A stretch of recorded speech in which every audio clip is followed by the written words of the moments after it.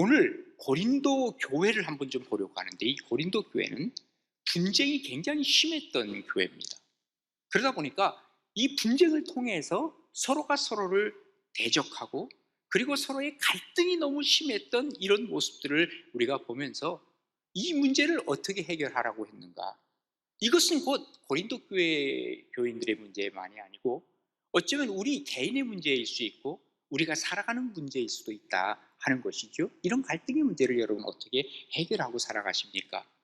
오늘 한번 말씀으로 들어가서 정말 이런 문제들을 이렇게 해결하라고 하는 사도 바울의 권면을 통해서 우리의 문제도 해결되는 그러한 역사들을 경험하는 복된 여러분 되시기를 바랍니다. 먼저 우리의 해결점은 예수 그리스도의 이름, 그것입니다.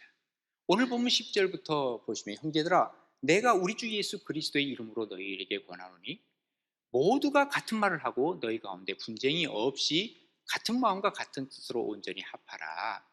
내 형제들아 글로의 집 편으로 너희에 대한 말이 내게 들리니 곧 너희 가운데 분쟁이 있는 것이라 그랬습니다. 자, 이 배경을 좀 알아볼 필요가 있는데, 그 당시에 고린도라고 하는 이 도시가 어떤 도시였는가? 굉장히 환락의 도시였습니다. 그리고 쾌락의 도시요, 사람들이 타락한 모습을 그대로 볼 수 있는 도시였습니다. 그래서 고린도로 간다 그러면 저 사람 세속으로 들어가는구나 이렇게 생각을 했어요. 그러니까 많은 사람들이 이 고린도는 완전히 지금으로 얘기하면 라스베가스 그 정도가 아닐 겁니다. 아주 심각한 타락의 도시였습니다. 자, 그곳에 하나님께서는 바울을 통해서 교회를 세웠단 말이죠. 그러면 이 교회가 이런 고린도라고 하는 이 도시에서 견디기 위해서는 뭐가 필요할까요? 강력한 힘이 필요하겠죠. 그래서 하나님께서는 고린도 교회에 모인 사람들에게 무엇을 줬냐면 큰 은혜를 베풀어 주시고 사람들마다 은사를 받게 되었다, 그 말이에요. 근데 문제가 생겼습니다. 은사를 받고 나니까 이 사람들이 내 은사가 최고야, 내 은사가 큰 거야, 내 은사대로 하란 말이야 하면서 자기 은사를 자랑하고 자기 은사대로 세상을 끌고 가려고 하는 이런 마음이 있었습니다. 그러다 보니까 어떤 일이 벌어져요? 자기를 주장하다 보니까 충돌이 일어나기 시작하고 분열이 일어나기 시작하고 갈등이 일어나기 시작했다, 그 말이에요.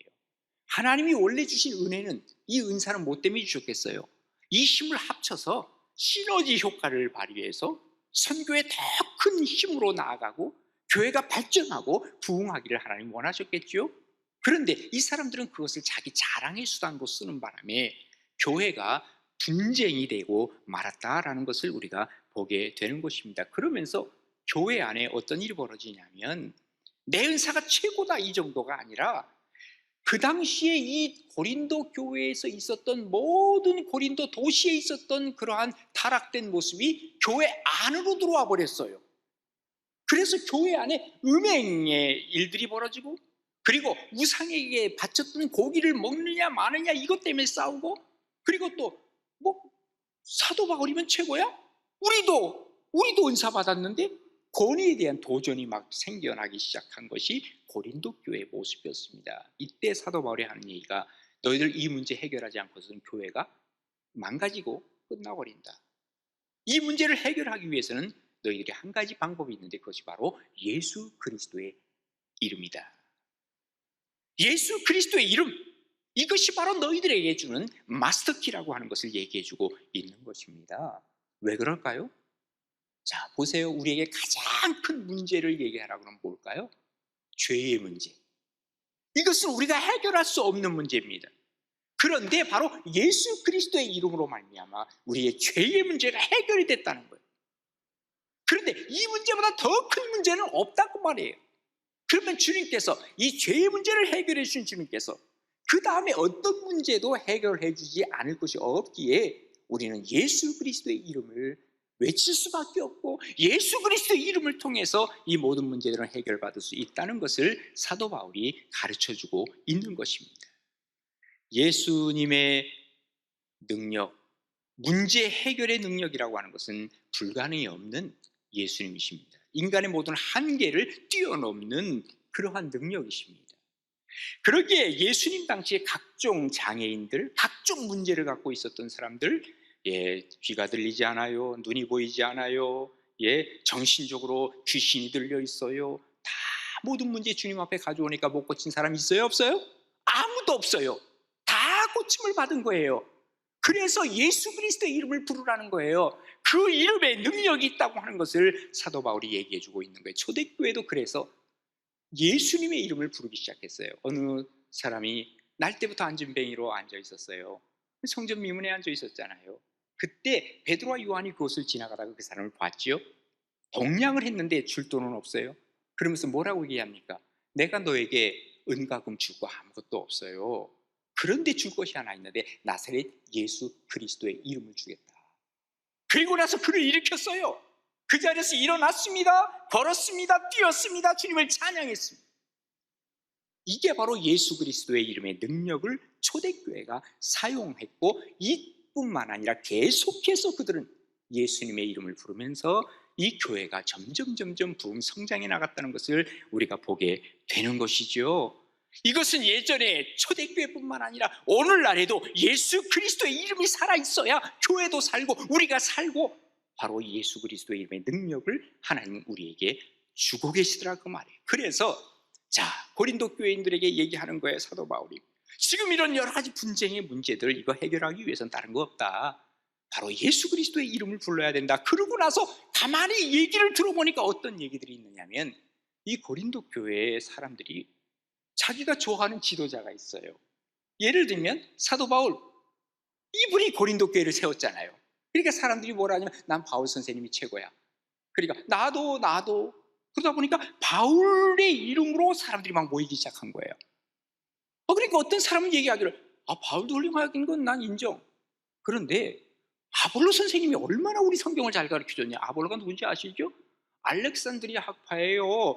머리가 그야말로 뛰어난 사람이에요. 웅변도 잘해요. 그런데 이 사람이 사실은 성령에 대해서 모르고 있었는데, 브리스길라와 아굴라라고 하는 사람이 와서 성령에 대한 걸 알려주고 성령을 받고 나니까 막 그냥 얼마나 그냥 능력 있게 이 사역을 하는지 몰라요. 그러니까 나는 아볼로야, 아볼로. 나도. 그러니까 아볼로 사람들, 또 아볼로 파들이 모여들기 시작한 거예요. 사람들이요, 누구를 세운다면 그 다음에 사람들이 자꾸 바보를 만들기 시작해요. 그러니까 어떤 사람이 에이 무슨 소리 하는 거야. 사도 중에는 그래도 예수님의 수제자인 베드로지, 나는 개바파야, 이렇게 나온다. 그러니까 여기저기서 파벌이 있으면서 나는 아볼로파야, 나는 바울파야, 나는 개바파야, 또 게다가 어디까지 왔는지 아세요? 난 그리스도파래. 그럼 그리스도파가 정통인 거 아니에요? 근데 사실은 여기서 그리스도파는 누구를 얘기를 하냐면, 예수님이요 신성과 인성을 가졌어요. 이걸 다 인정을 해야 우리는 제대로 예수님을 믿는 거거든요. 근데 여기서 그리스도파들은 누구를 얘기를 하느냐면, 예수님의 인성을 인정 안 해. 신성만 인정하는 거예요.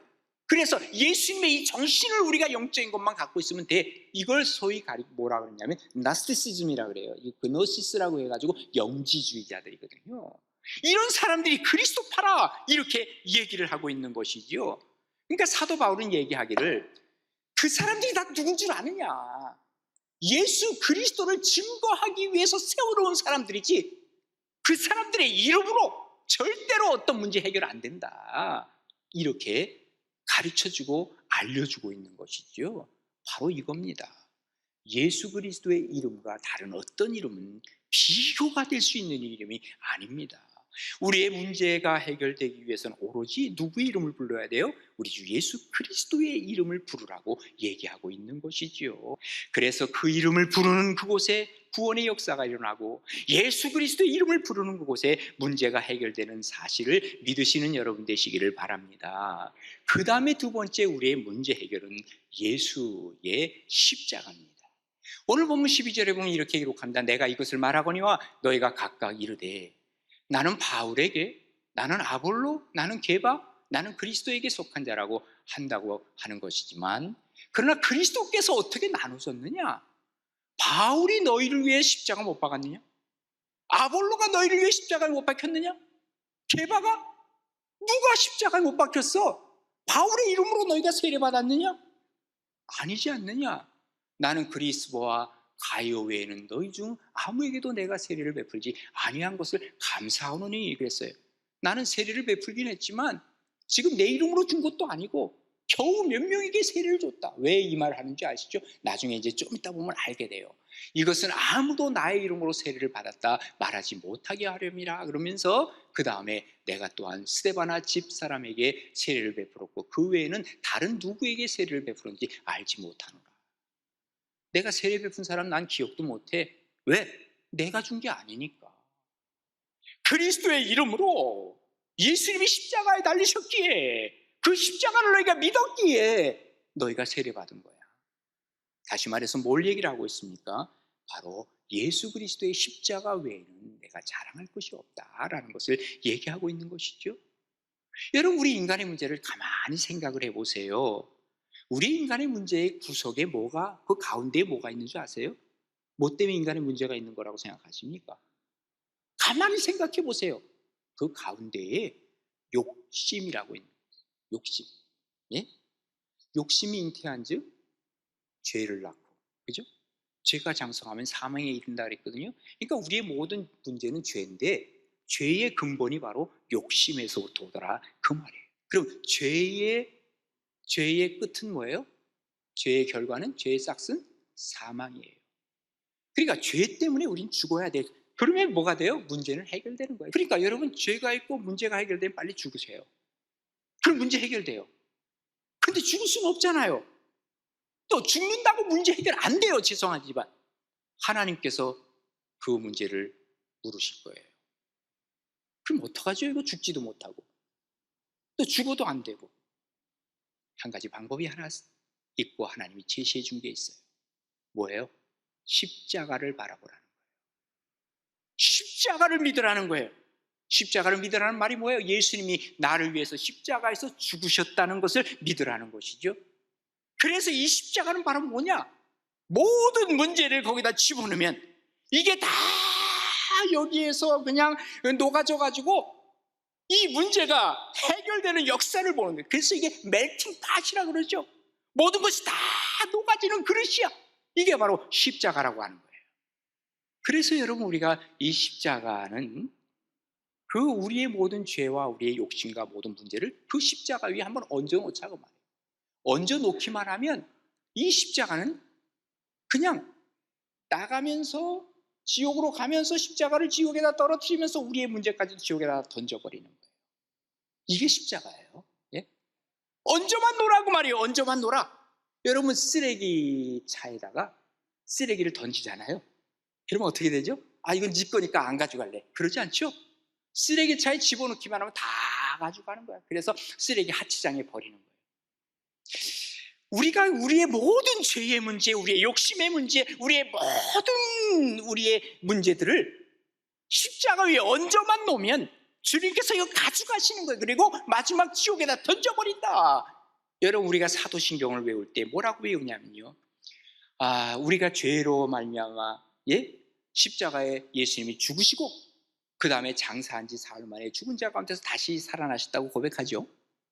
그런데 사실은 우리 대한민국에 있는 이 사도신경에만 하나 빠진 것이 있어요. 이거 의도적으로 뺐는지 아니면 실수해서 뺐는지 모르는데 그동안 그렇게 해왔기 때문에 우리도 계속 해오는데, 영어로 얘기하면 그 중간에 뭐가 들어가느냐면요, He descended into hell이라는 단어가 들어있어요. 다시 말해서 뭐냐면 그가 죽으시고 지옥으로 들어가셨다가 장사된 지 사흘 만에 죽은 자 가운데 다시 살아나셨다는 거예요. 지옥으로 들어가는 거예요. into hell. 근데 우리는 이게 빠져있단 말이에요. 그러니까 예수님의 십자가가 어디로 가느냐면 지옥으로 가져가는 거예요. 그런데 이 죄를 지옥으로 가져갔는데 그 속에 내 것까지 담아가면 같이 지옥에다 던져버리고 마는 거예요. 그래서 우리가 모든 문제를 십자가 위에 올려놓자고 말이에요. 십자가에 올려놓기 시작하면 내 속에서 일어나는 일들이 있는데 용서가, 그리고 화해가, 사랑이, 양보가 막 나오기 시작하는 거예요. 왜? 이 모든 문제가 십자가를 통해서 없어져 버렸기 때문에 나로 말미암아 다시 새롭게 일어나는 역사들이 일어나기 시작한 거예요. 이게 바로 뭐예요? 이 십자가는 그래서 하나님이 우리에게 주신 선물 중에 최고의 선물이라고 말해요. 십자가는 하나님과 인간의 문제, 하나님 앞에서의 인간의 문제를 다 끌고 오는 거예요. 십자가에다가 동서남북에 있는 모든 문제가. 그래서 결국은 어떻게 돼요? 말 그대로 이 크로스 앞에 딱 오게 되면 아무리 큰 문제라 할지라도 이 문제가 하나님 앞에서 해결되는 것을 경험하는 거예요. 반면에 십자가와 점점 멀어지는 것은 뭘 의미하겠어요? 문제가 점점 커지기 시작하는 거예요. 예? 십자가의 방향으로 돌아올 때, 십자가를 생각할 때 이상하게도 내 속에는 양보가 나오고 사랑이 나오고 용서가 나오고 용납이 나오기 시작하는 것이죠.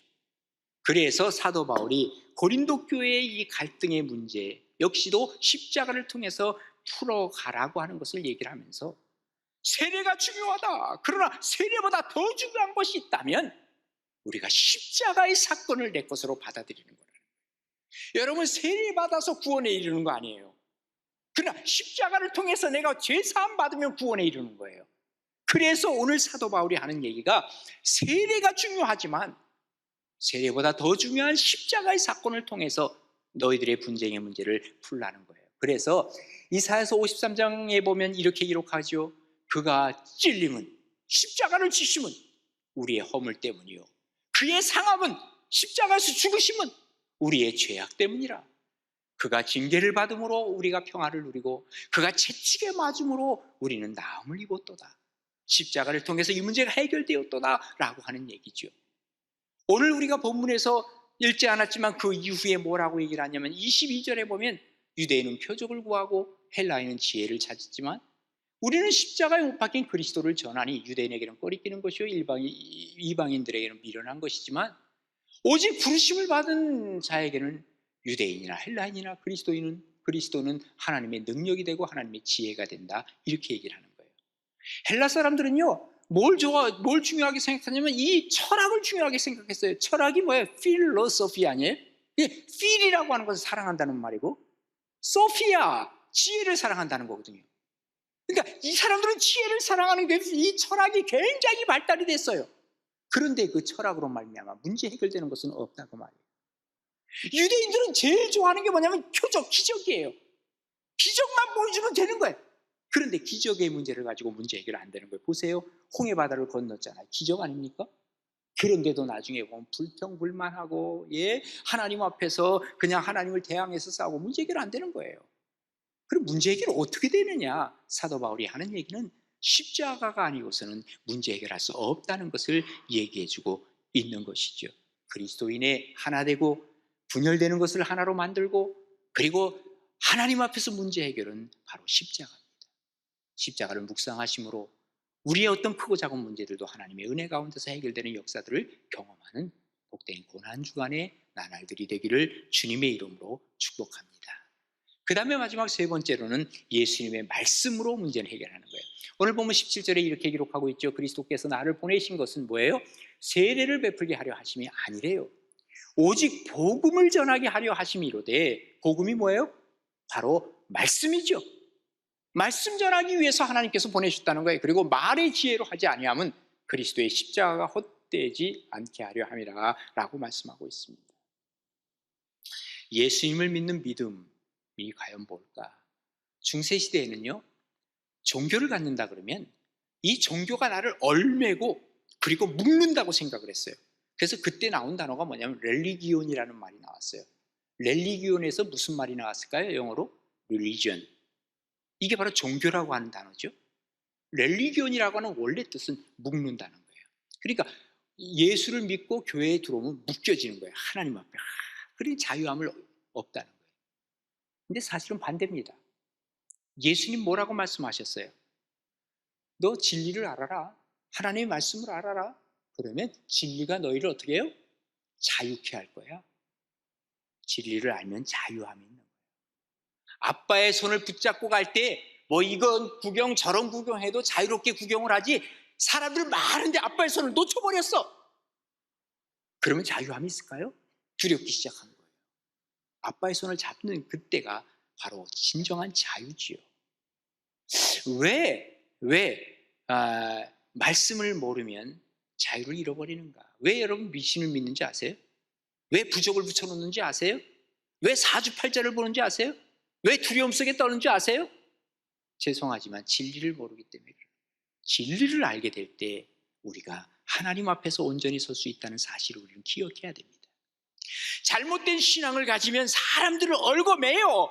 바리새인, 서기관들, 하나님의 말씀을 가지고 사람을 얽어맸다고요. 그러니까 사람들에게 자유함을 잃게 만드는 거예요. 그러나 우리 주님은 부자유한 사람까지 다 자유함을 주셨어요.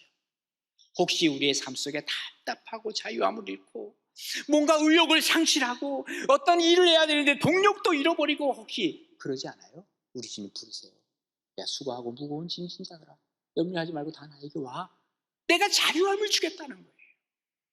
말씀의 종교죠. 그래서 우리는 말씀을 통한 기독교, 렐리기온이라고 하는 이 모든 것들을 혁파할 수 있는 힘이 바로 말씀에서 나오는 거예요. 그래서 중세시대에는요, 말씀을 몰라요. 안 가르쳤어요. 그러니까 사람들이 늘 불안한 거예요. 그러니까 뭐예요? 면죄부를 사야 되고, 교황은 무오설이라 그래가지고 교황이 한마디면 다 그냥, 교황이 왜 말이 다 무오예요? 인간인데. 그러니까 두려운 거예요. 말 한마디가 어떤 말이 나올까. 그래서 중세시대 때 종교개혁이 일어난 게 뭔지 아시죠? 5개의 그 용어 중에서 오직 성경으로, 솔라 스크립트라, 이걸 외친 것은 말씀으로 돌아가야 말씀 속에서 자유함이 있다는 거예요. 여기에 문제 해결이 있다는 거예요. 이 말씀은 언제나 성령님과 함께 하는 거예요. 그래서 누가복음 4장 18절에 보면 이렇게 기록하고 있어요. 주의 성령이 내게 임하셨으니 가난한 자들에게는 복음을 전하게 하시려고 내게 기름을 부으시고 나를 보내사 포로된 자에게는 자유를 주시고요, 눈먼 자에게는 다시 보게 하심을 주시고요, 또 눌린 자에게는 자유롭게 하시고, 그리고 주의 은혜의 해가 전파되게 하기 위해서 하나님의 말씀을 주셨다라고 얘기를 하는 거예요. 프리츠 리데나우라고 하는 사람이 종교에 매이지 않는 그리스도인이라고 하는 이 책이 있어요. 여기 보면 이렇게 기록해요. 우리 그리스도인들은 자유함을 얻었는데 가석방 받은 사람이 아니라는 거예요. 완전 사면을 받은 사람이에요. 가석방 받아서 아이고 언제 또 법원에서 뭐 날라오질 않나 두렵게 살 필요 없다는 거예요. 완전 사면을 받아서 죄 없다 하는 얘기를 들은 사람이기에 이제는 우리가 말씀 속에 들어가서 자유함을 얻고 이 문제 해결하고 살자라고 하는 것을 얘기하고 있는 것이죠. 이번 한 주간 고난주간이 이제 시작이 되었어요. 우리의 죄의 문제를 해결하기 위해서 예수님께서 십자가를 지셨습니다. 여러분, 십자가를 보면서 어떤 생각이 듭니까? 이 십자가를 생각하면서 좀 죄송한 마음이 들어야 정상입니다. 아이고 하나님 미안합니다. 나 때문에 이렇게 십자가 지셨고, 그리고 반면에 감사합니다. 그러다가 어떤 생각이 들어요? 이 십자가에 동참하고 싶은 마음이 들어요.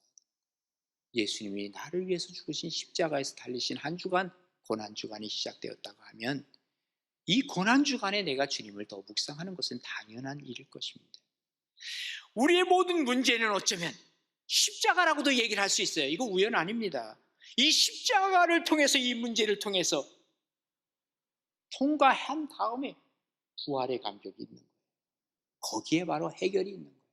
십자가는 나 몰라라 하면서 부활? 죽지 않았는데 무슨 다시 살 게 있어요? 우리가 이 십자가를 통해서 하나님 앞에서 문제를 풀어가는 것이 바로 부활의 능력이라 하는 거예요. 자, 예수님께서 이제 십자가를 지시면서 7 말씀을 하시죠. 마태마가, 누가, 요한에 나오는 말씀들을 요약해서 신학자들이 그거를 요약한 거예요. 그래서 그것을 십자가상의 7원이라 해서 가상 7원이라고 얘기를 하는 것이죠. 그 7 말씀은 참 놀랍게도 다 이 말씀은 어디에 들어있는지 아시죠? 이미 성경에 다 있는 말씀을 예수님이 하신 거예요. 말씀대로 죽으시고 또 말씀대로 부활하시고, 그리고 이 말씀으로 모든 문제가 해결된다는 것을 얘기해주고 있는 것이죠. 아버지요, 저들이 자기가 하는 일을 알지 못해요. 저들의 죄를 용서해 주세요. 오늘 너는 나와 함께 낙원에 있을 거다. 여자여, 아들입니다. 보라, 내 어머니로다. 엘리 엘리 라마 사박다니, 내가 목마르다. 다 이루었다. 아버지여, 내 영혼을 주님께 맡깁니다. 이 모든 가상칠언 다 말씀이라는 거예요. 결국은 뭐예요? 말씀을 통해서 우리의 문제가 해결된다. 고린도 교회도 이렇게 해결해라 하는 것을 얘기하고 있죠. 우리가 이 말씀을 보면서 정말 우리가 크고 작은 문제를 다 안고 살잖아요. 어쩌면 이것이 죄의 문제일 수 있죠. 어떻게 해결하고 살아가시렵니까? 오늘 주신 말씀처럼 예수님의 이름으로, 예수님의 십자가를 통해, 또 예수님의 말씀을 통해 문제 해결함으로 우리의 역사가 다시 한번 새로워지는 것을 경험하는 우리 가나안의 모든 식구들 되시기를 주님의 이름으로 축원합니다.